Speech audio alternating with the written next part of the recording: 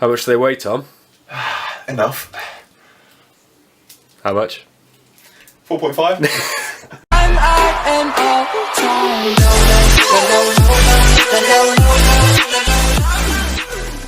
Right, so tip number 1 of my tips is... oh, that's rubbish, isn't it?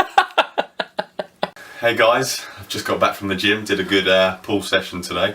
I thought I'd make a video for you lot about fat loss, because at the end of the day, fat loss is such a big topic in fitness. You know, every guy that goes to the gym wants to get shredded, wants to get ripped, and all the girls want to get toned, want to get nice and thin.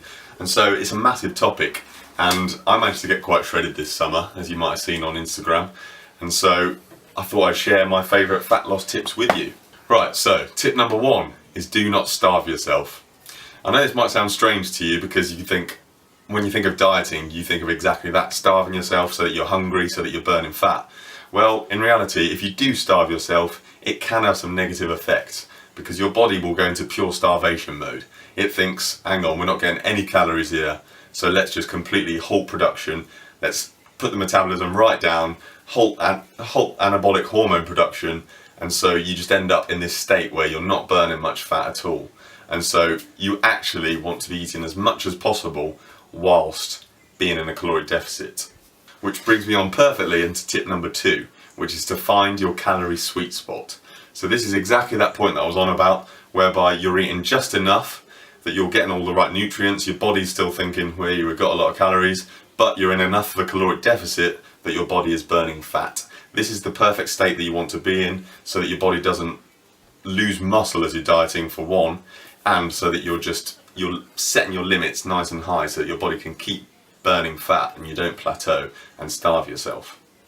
Tip number 3 is that a calorie is a calorie to your body, no matter where it comes from.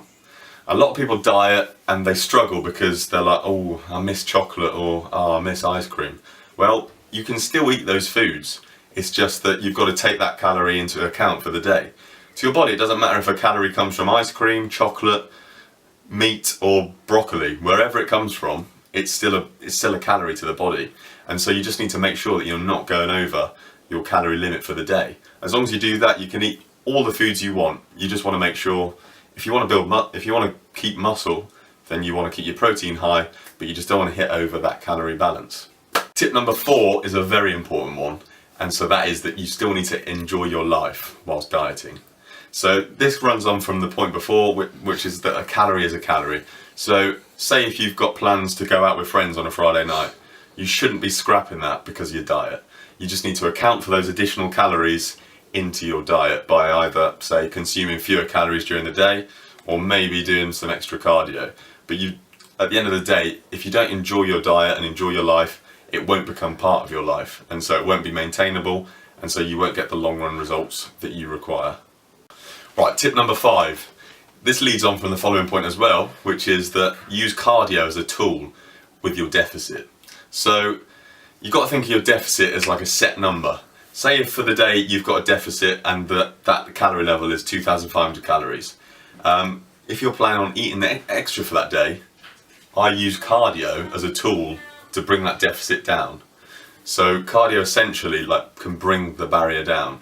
So if I know that I'm going out for a family meal where I'll go for a curry or something and eat loads of food, then all I'll do is in the daytime I'll just do a bit of extra cardio, or I'll walk to the restaurant and walk back and then maybe go for a little run later.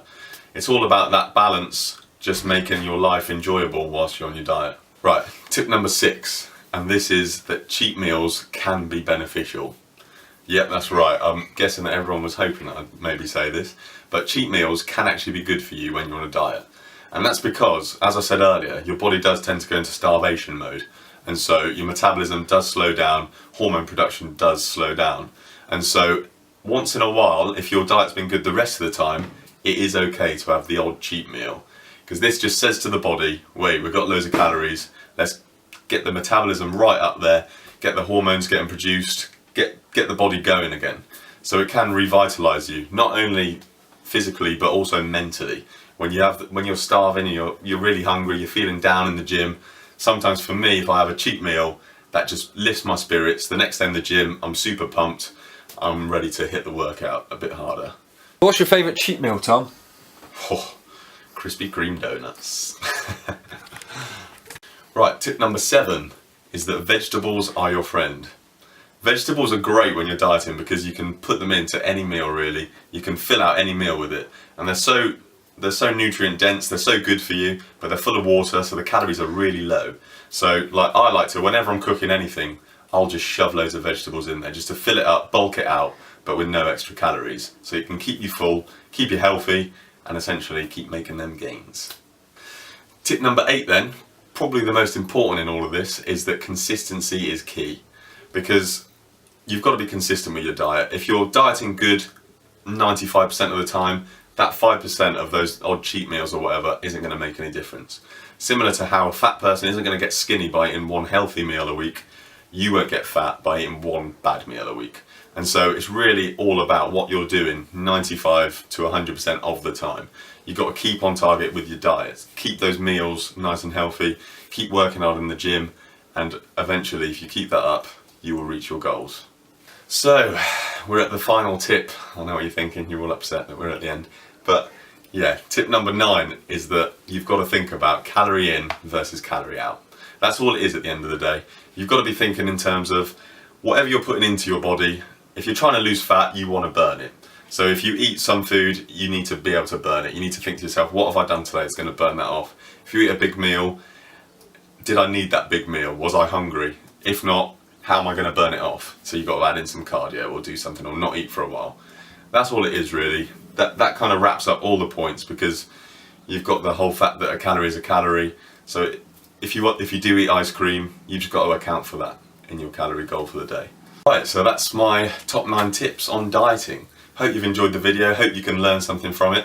If you like the video, click like, subscribe, follow us on Instagram, follow us on all that, and yeah, keep smashing it, keep reaching those goals and achieve greatness. I'm out. Mess up, I'll just go back and start again. So, I'll be like, so tip number 1, hit it back again. But you can't smile and stuff.